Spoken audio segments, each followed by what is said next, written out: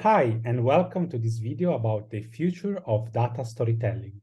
In this presentation, we'll be discussing an introduction to AI-powered techniques. My name is Luca Stomaiuolo, and I obtained my master's degree in computer science and engineering from Politecnico di Milano. Subsequently, I had the chance to participate in the NEXT laboratory, and I completed internships at the MIT IBM Watson AI Lab, where I was introduced to the field of artificial intelligence. After these experiences, I decided to pursue a PhD degree in information technology and subsequently launched a small company in Italy. The company is named Toretei, and our mission is to develop generative artificial intelligence tools to empower human creativity processes. Let's briefly focus on artificial intelligence, specifically artificial neural networks. As you can see from this graph, artificial intelligence is a vast field in information technology, and it intersects with other important areas like big data, statistics, and natural language processing. To better understand what is artificial intelligence, in this presentation, we'll be focusing on artificial neural network, a subset within the field of machine learning. Artificial neural networks are models inspired by the functioning of the human brain.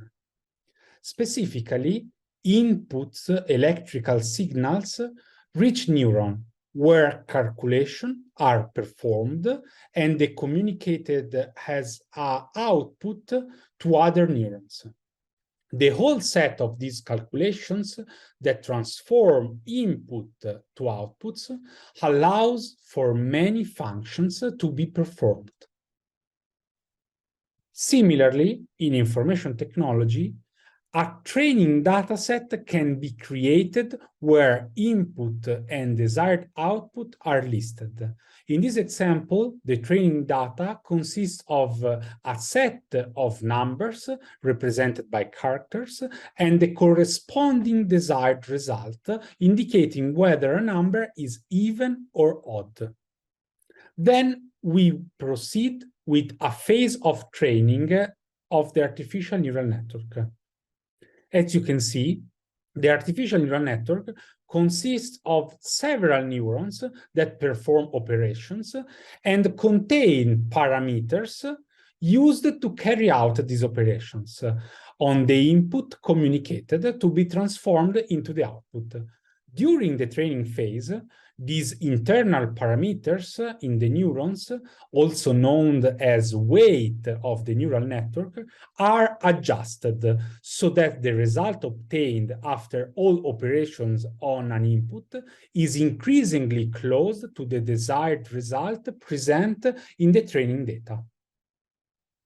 After the training phase is completed, the neural network will have learned patterns that link certain types of input to the desired output, storing the necessary parameters for the operation within the neural network's weights. At this point, the training phase can be stopped, and this neural network can be integrated into an application, where, given a new input, even one not present in the training data, the corresponding output will be calculated. However, since the neural network was trained on a finite set of training data, it could happen that, given a particular number, the neural network makes an error in calculating the corresponding result. In this example, given this strange number, the neural network outputted the result as even. This could have occurred due to an imbalance between the training data. For instance, if all palindrome numbers in the training data were even, the neural networks might have learned that incorrect information that a palindrome number is always even. For this reason, we talk about the accuracy that a neural network can achieve. based on a series of tests that are performed correctly or incorrectly. Even considering the fact that neural networks might have an accuracy far from 100%, they are extremely useful for tackling problems that would be too difficult for conventional software and conventional programmers to handle. For example, if we want to classify the content of an image formed by pixels, we could simply use a neural network similar to the previous one. As is clear, when it comes to artificial intelligence, a lot of effort is concentrated on creating the training data. By merely changing the training data, we can teach the machine to solve very different problems. Based on this operation, we assisted to the born of generative artificial intelligence, which are type of neural network capable of creating new digital content. This slide shows generative adversarial neural networks, also known as GANs. After a training phase on an image dataset, they are capable of creating new images that did not exist before, inspired by those in the training dataset. An interesting property of this neural network is the ability to generate different images by driving the neural network with a numerical input. In this example, the neural network was trained with images of dogs. Given a new input, it is possible to generate different images. And given new inputs, we can generate thousands and thousands of images. An intrinsic property of GANs is that they can generate a consistent set of images by interpolating between numerical inputs. This can result in a video where each frame is a new image of dog, as you can see in this example.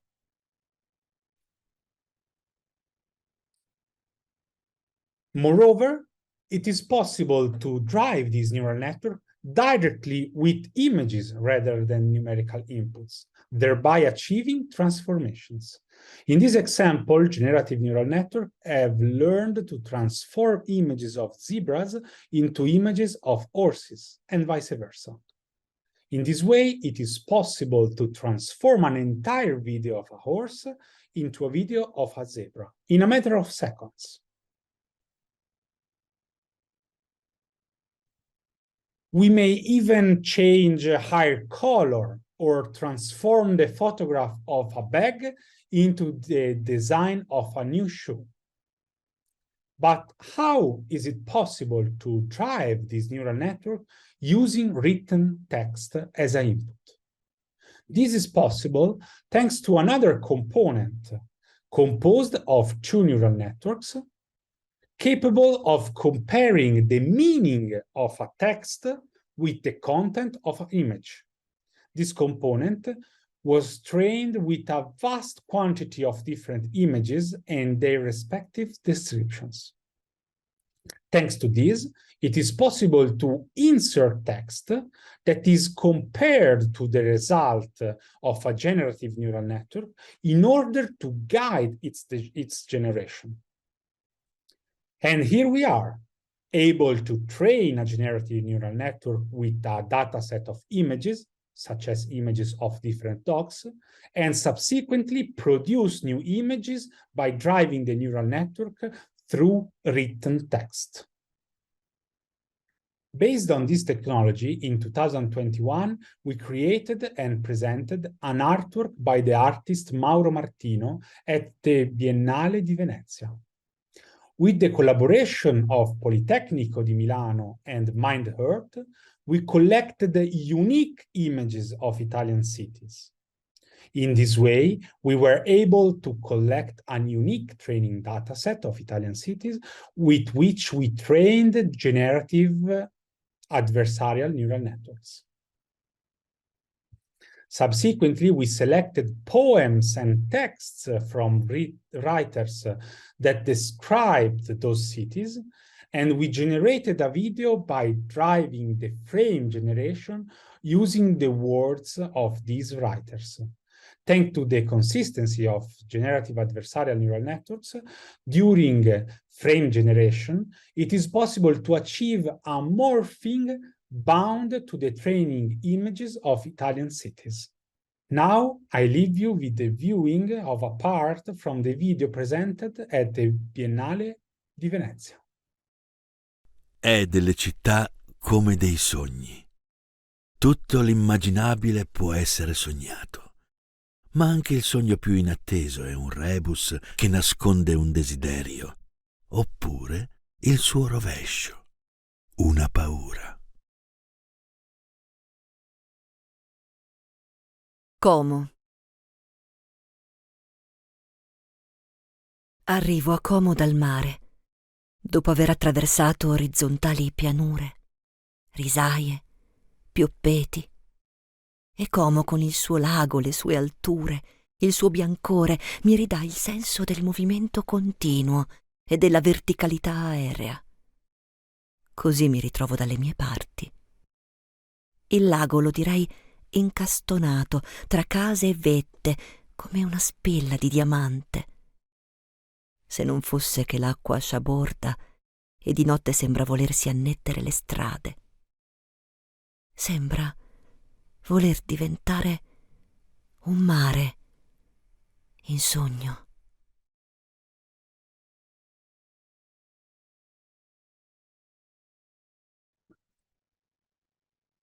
With generative adversarial neural network, it is also possible to work in the 3D space. You can produce an input composed by voxels instead of pixels and pass this input to the generative neural network in order to change the topology of the shape, of the 3D shape. In this way, it is possible to obtain new 3D digital content, as in this example.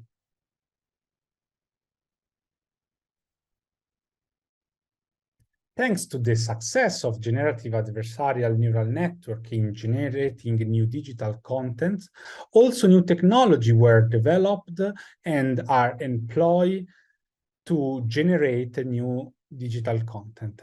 And diffusion models are between the most employed technology in modern generative tools. Diffusion models are inspired by non-equilibrium thermodynamics. They define a Markov chain of diffusion steps to slowly add random noise to data and then learn to reverse the diffusion process to construct desired data samples from the noise. In particular, the training data is composed by a set of images where some random noise is added in different steps until the information of the starting image is completely destroyed.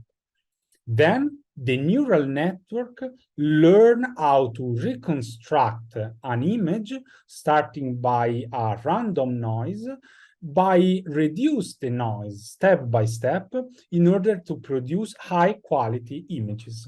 And this process can be guided through text, as we shown in the previous examples with generative adversarial neural networks.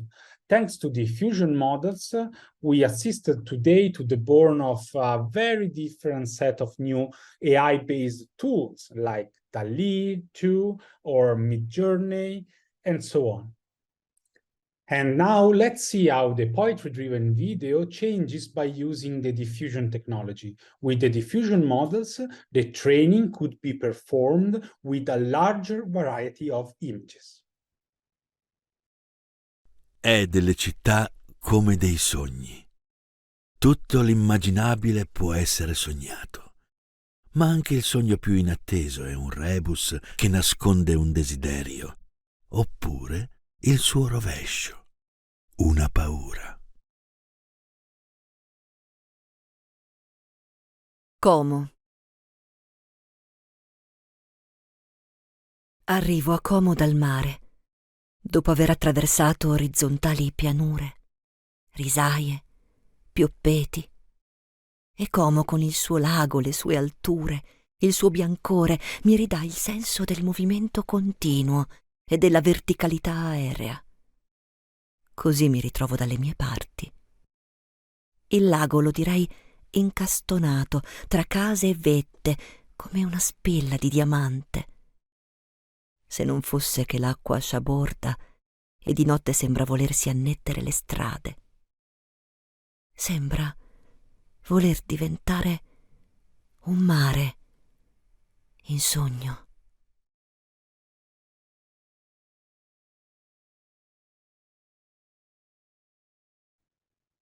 Thank you for watching this video and see you in the next one, where we will delve into the capabilities of generative artificial intelligence and the modern tools that can be used in the context of storytelling. Thank you.